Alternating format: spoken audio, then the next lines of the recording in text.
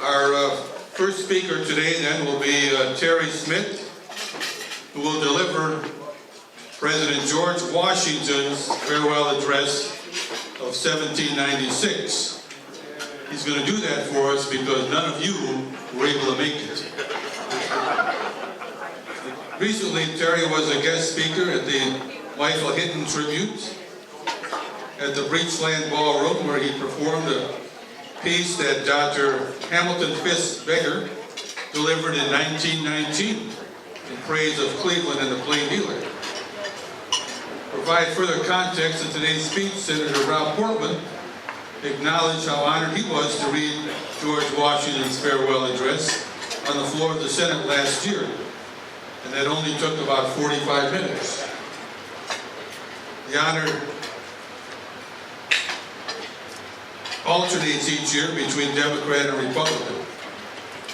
Similar to Senator Portman's announcing that he would not run for a third term, George Washington announced a decision not to run for a third term as president.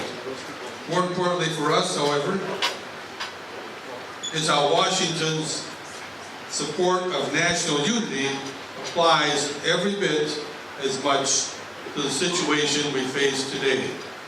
Ladies and gentlemen, the President of these United States.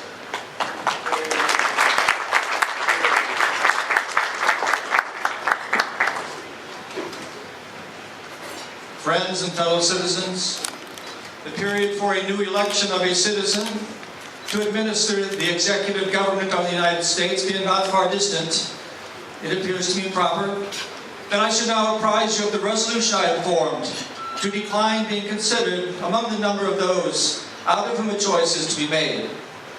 I constantly hoped it would have been much earlier in my power to return to that retirement from which I've been reluctantly drawn. However, the shade of retirement is as necessary to me now as it will be welcome. I owe a debt of gratitude to my beloved country for the many honors it has conferred upon me and for the opportunities I have thence enjoyed.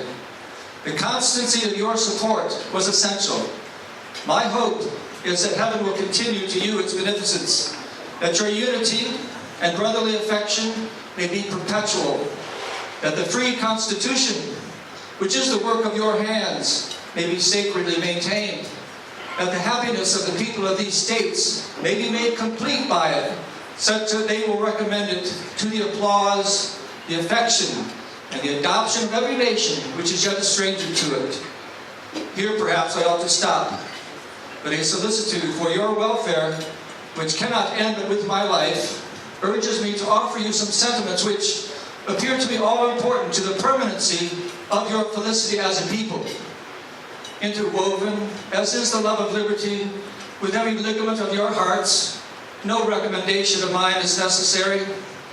However, I must caution you, in contemplating the causes which may disturb our union, it is a matter of serious concern that any parties be characterized by their geographical discriminations, northern and southern, Atlantic and western. They tend to render alien to each other those who ought to be bound together by fraternal affection. To the permanency of your union, a government for the whole is indispensable. Additionally, in considering the qualifications required of a politician to administer the executive government of the United States, and finally, the name of American must always exalt the just pride of patriotism more than any other appellation. With slight shades of difference, you have the same religion, the same manners and habits, the same political principles. You have in a common cause fought and triumphed together. The independence and liberty you possess are the work of joint efforts, of common dangers, sufferings, and successes. Every part of our country thus feels an indissoluble community of interest as one nation. All the parts combined cannot fail to find greater strength. In offering to you, my countrymen, these counsels of an old and affectionate friend, I hope they may be productive of some partial benefit, some occasional good. And as for the errors that I may have committed during my administration, I fervently beseech the Almighty to mitigate the evils to which they may tend, and after 45 years of service, dedicated to my country with an upright zeal, The faults of incompetent abilities will be consigned to oblivion, as myself must soon be, to the mansions of rest. Relying on the kindness of my country and actuated by that fervent love towards it, I anticipate with pleasing expectation that retreat, the sweet enjoyment of partaking in the midst of my fellow citizens, the benign influence of good laws under a free government, the ever-favorite object of my heart, and the happy reward, as I trust, of our mutual cares, labors, and dangers. And so I bid you all a very fond and affectionate farewell.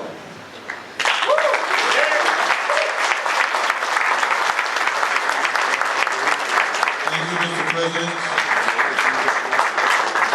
That was Terry Smith, our resident, what do you call those people who act? Thespian.